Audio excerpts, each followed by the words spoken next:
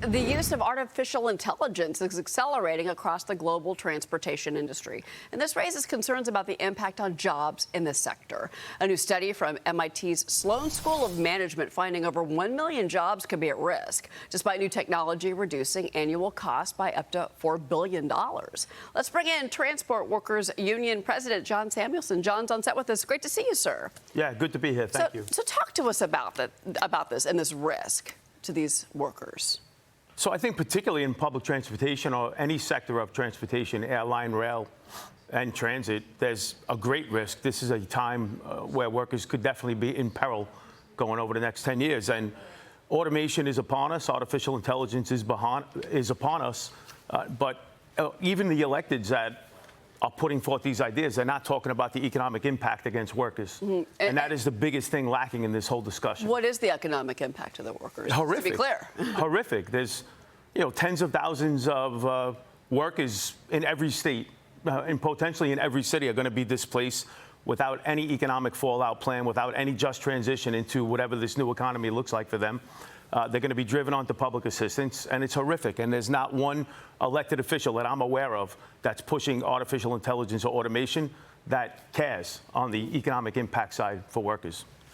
But I understand there's the economic protectionism, but what about the element of saving human lives? Because, you look at these numbers for Tesla's self-driving cars, they're saying their major collision rate is only 1 in 5 million miles versus manually driving a car, 1 in 800,000. It looks like Waymo has similar statistics where it's 91% fewer crashes resulting in serious injuries or death, 80% fewer resulting in any injury at all. So what do you say to that if the trade-off is protecting jobs but potentially risking more human lives when it comes to road safety?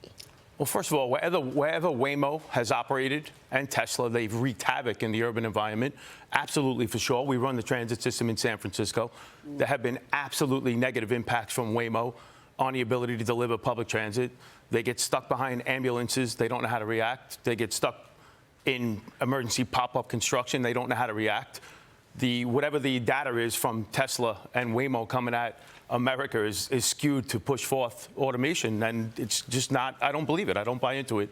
And then on the economic impact side, there are hundreds of thousands of jobs that are going to be displaced. We believe that technology is best used to supplement or augment safe transportation for working people of America and not to displace jobs. Well, there's another issue happening here in the city. This is Local 100. This is the Transport Workers Union renewing its fight against New York State and, of course, the MTA. They want 2 crew members on New York City subways, and they want staff subway token booths to be staffed, which I know there's a push to not have them staffed, which I've heard about. The union is accusing the agency of dodging state law in this new lawsuit by not holding public hearings before closing any booth. And the MTA provided us with this statement this morning, actually. Here's what they told us. The MTA and the union agreed 3 years ago to new rules where station agents moved outside booths to better assist not only persons with disabilities, but all New Yorkers at fare gates, payment machines, and throughout the station. At the time of that signed agreement, public notice was provided. Hearings were held, and station agents were provided additional pay. Now, the governor recently vetoed a bill against 2 crew subways. And she shared with Fox Business, quote, NYCT has successfully run one-person train operation programs for over 2 decades. The program is utilized in mass transit systems throughout the nation and across the globe. She's really pushing for this. Obviously, it's an economic push. Yeah, so currently, the current status quo in New York City subways are a 2-person train crew. So just to be clear about that, the law that was put into Albany that Hochul vetoed was to maintain the status quo. That's all it is. We're not looking for extra personnel on the trains. We're looking to maintain what we have right now. And 90% of New York City transit riders are with us. They want the 2-person train crew. It's a safer operation of the system with the 2-person train crew. 250 people were run down by trains in the New York City subway system in 2025 and 2024. So 500 over the last 2 years. Every time that happens between stations, it triggers an evacuation. The evacuation team is the 2-person train crew. They're the spearhead of the team. Imagine being disabled or a mother with children and a baby carriage or being blind, and you're stuck in between 2 stations deep in the hole underneath New York City, and there's a track fire and an evacuation. Without the 2-person train crew, riders will self-evacuate. They'll potentially go onto adjacent tracks with oncoming train traffic.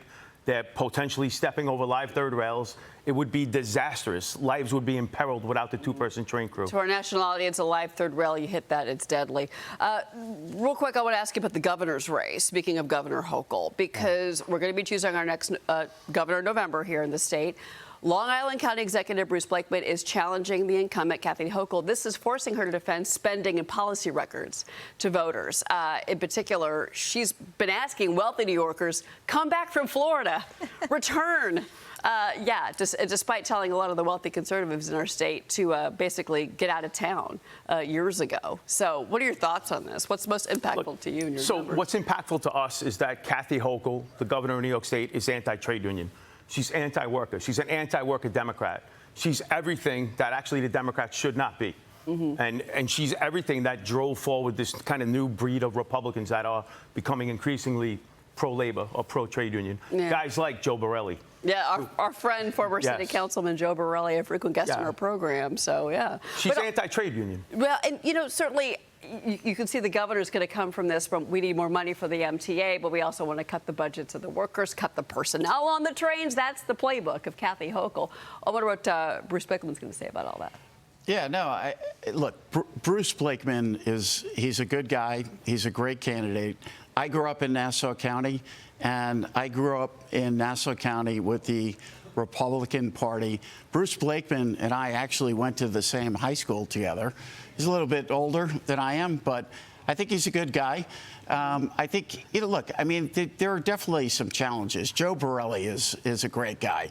So, but the president likes Bruce Blakeman, and I think he made his endorsement, and it kind of went from there. I think, well, again, it's going to be quite an event in November, that's for sure. A lot on the docket for New York State. John Samuelsen, thank you for being with us. Thanks for having me. Yeah, it's good to see you, sir.